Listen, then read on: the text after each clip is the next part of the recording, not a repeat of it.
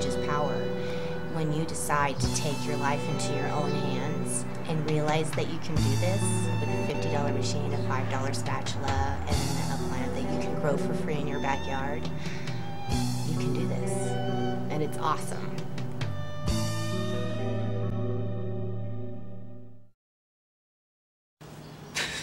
Take your time. Okay, I'm trying to... All right. How do I usually do this? I just say, you know, like hello, and this is really hard in front of the camera. What you do is you just start off looking at the camera and just be serious because it's a serious thing. Yeah. You say, hi, my name is Shauna Banda, and the reason why I'm in front of this camera today is to talk to you about my story. I like that. Hi, my name is Shauna Banda, and I've gone through a pretty serious disease and have recovered. And through that process, I'm coming to you today to try to explain that and get the word out a little better. I had a terminal case of Crohn's disease for 8 years. Towards the end of my disease, I was bedridden and was walking with a cane for help because of the arthritis. And I had watched this great movie back in '07 of Run from the Cure by Rick Simpson, and I'm sitting in Kansas and I watched the movie and I cried because he says you need a whole pound of this medication to make this 2 ounces of oil that you need to cure yourself. And at that point I watched the movie and was thinking, you know, at this point I'm smoking this and it's the only thing that helps with the nausea and the pain.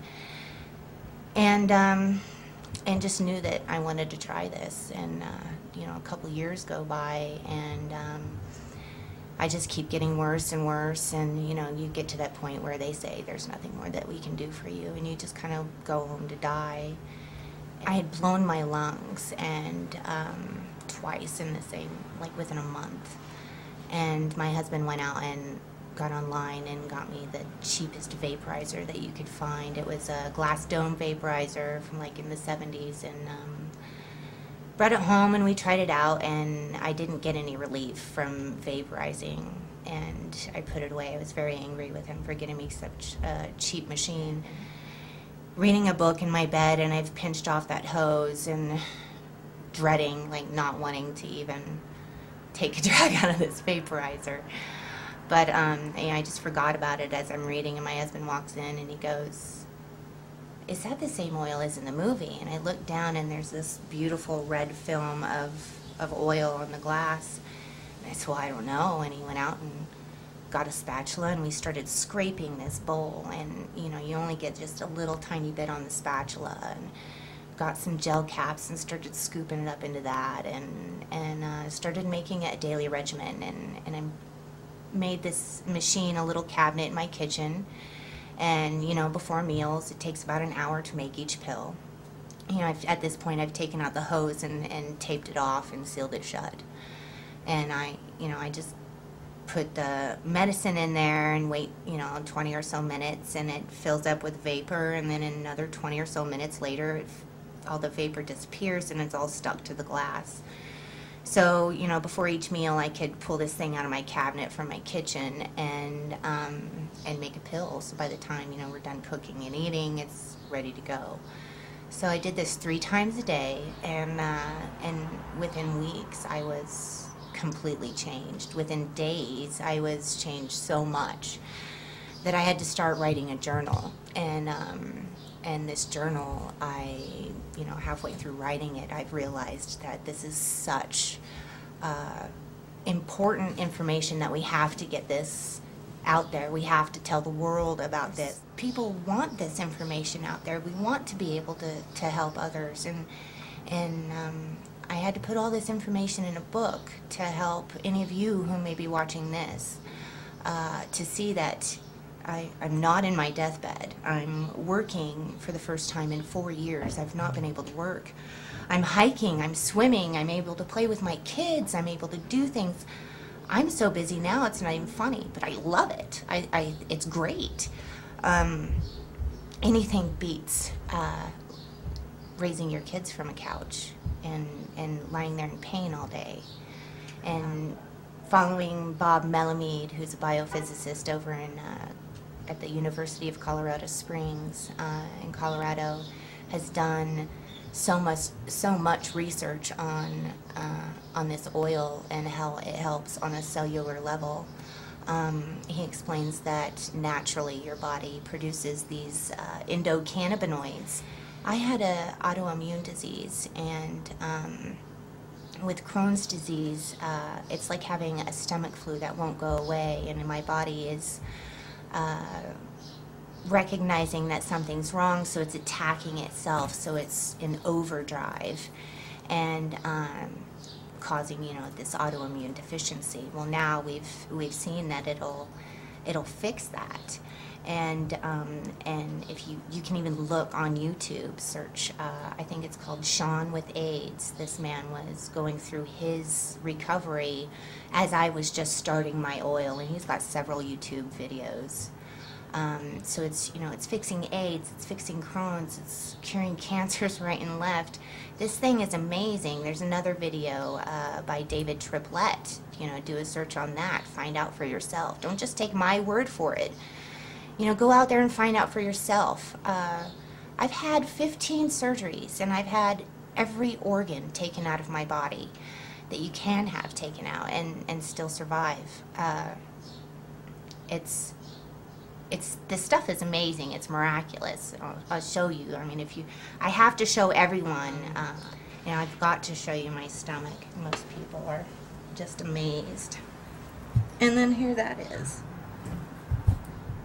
So that's the second little scar I've got from, you know, 2 different abdominal surgeries this way. I've got 2 C-section scars down here and multiple little scars all over. So, anyhow, there's your proof. I'm your proof. If that's what you're looking for, is proof. If you want scientific proof and just don't want to believe this video that you're seeing, Google Granny Storm Crow's List. Google Run from the Cure. Google any of the things that I'm telling you and find out for yourself. Knowledge is power. And when you decide to take your life into your own hands and realize that you can do this with a $50 machine, a $5 spatula, and a plant that you can grow for free in your backyard, you can do this. And it's awesome. Should I put more?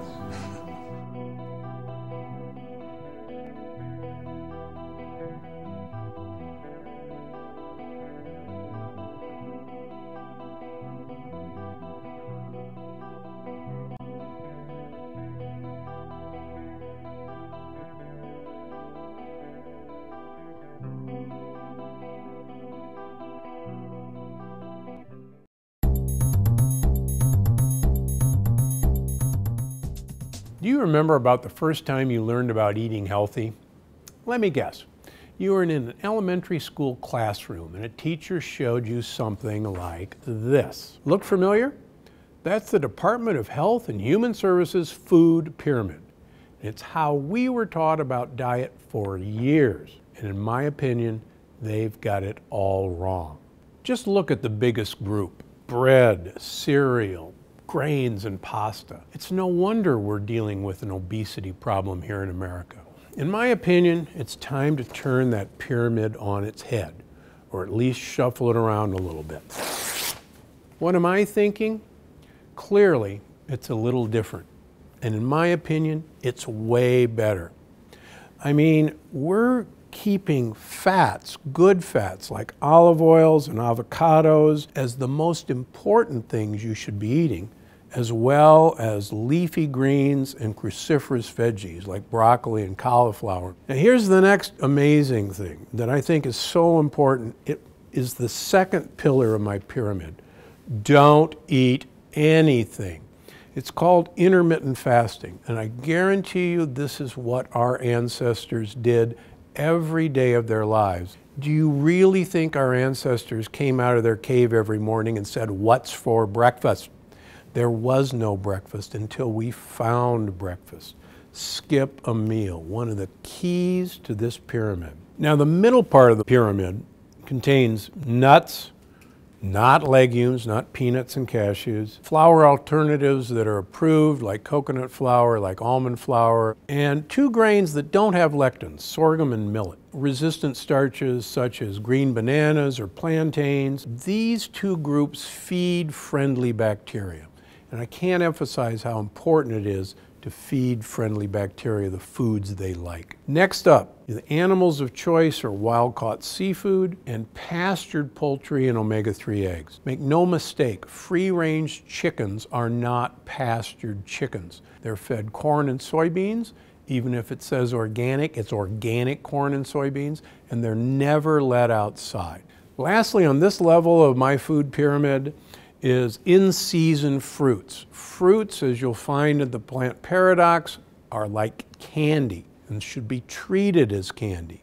They should only be eaten in season. The next to the highest level is Southern European cow's milk, goat and sheep and buffalo milk dairy. These have casein A2, which is a safe protein to use, but this should be in limited quantities. The same goes for grass-fed and pasture-fed cows, sheep, and pigs. These should be very limited because they contain a sugar that you're going to learn about in the plant paradox that actually causes heart disease and causes cancer. Finally, you can enjoy red wine, champagne, or dark spirits a few times a week, but it should not be an everyday event. Now, the most important part of this period is this large rectangle that sits on the bottom. And these are the foods that you want to avoid.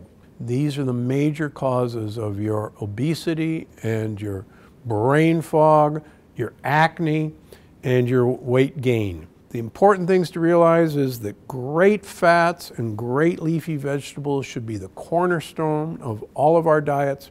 Enjoy all the rest of these things in moderation, but absolutely stay away from the forbidden foods. So that's a lot to take in, but sign up for my newsletter at Gundry MD, and I'll send you a PDF of this for your own personal use. That way you can have Dr. Gundry's food pyramid with you at all times, take it shopping with you. The more you follow the new food pyramid, the more your health will change for the better. And that's what I'm after for every one of us, to have lifelong health, to have an amazing health span. And I've done this for you because I'm Dr. Stephen Gundry, and I'm always looking out for you.